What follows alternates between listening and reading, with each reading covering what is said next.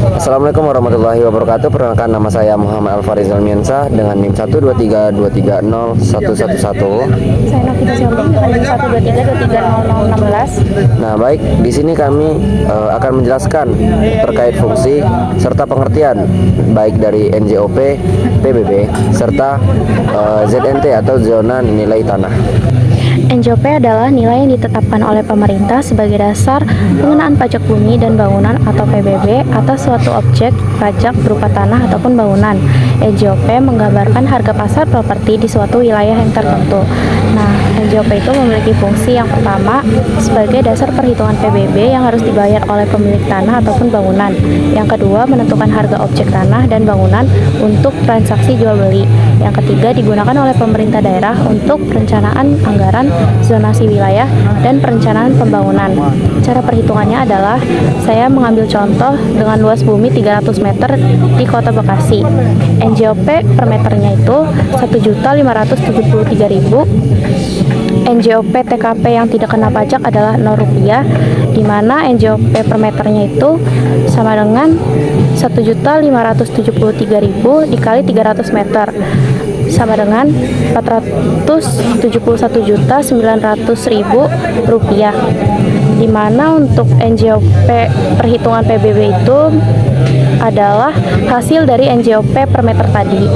Nah, selanjutnya itu menghitung nilai jual kena pajak atau NJKP sebesar 40%, di mana 471.900.000 dikali 40% sama dengan 188.760.000, di mana yang terhitung PBB yang tertuang atau yang nunggak itu sama dengan 0,5% dikali 188.760.000, hasilnya adalah 943.800 perak. Baik, pada penjelasan pertama itu kami menjelaskan tentang penggunaan ataupun fungsi dari NJOP PBB dan serta perhitungannya.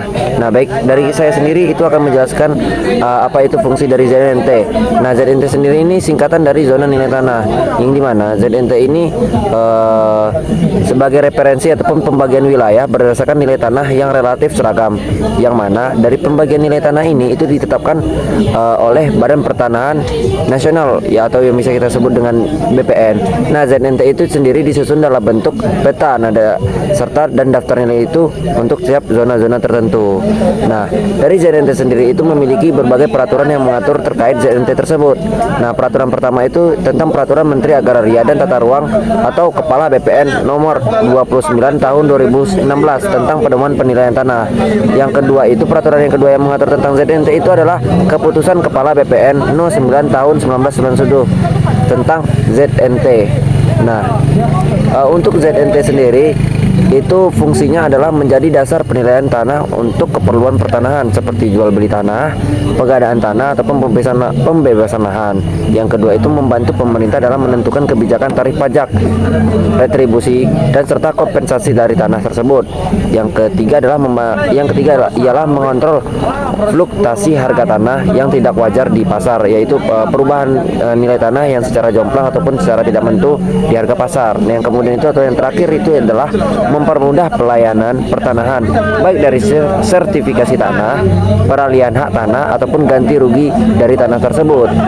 Nah, dari ZNT ini atau zona nilai tanah ini digunakan untuk menentukan nilai tanah baik dari nilai tanah si A dan tanah si B yang berdasarkan wilayah, yang dimana konsep dari ZNT ini semakin dekat suatu wilayah, misalkan wilayah A itu berada di pertengahan kota. Nah, untuk nilai tanah A itu akan semakin besar jika berada di dekat kota ataupun kualitas publik yang memungkinkan atau memiliki harga ekonomi yang tinggi atau pertukaran uang yang sangat tinggi. Nah, untuk mengetahui nilai ZNT dari suatu wilayah, kita dapat mengunjungi situs dari geoportal BPN sendiri ataupun dapat secara langsung mengunjungi kantor BPN yang berada di wilayah-wilayah tertentu dan dengan meminta data terkait ZNT tersebut. Baik, sekian dari kami terkait penjelasan dari NJOP, PBB serta ZNT.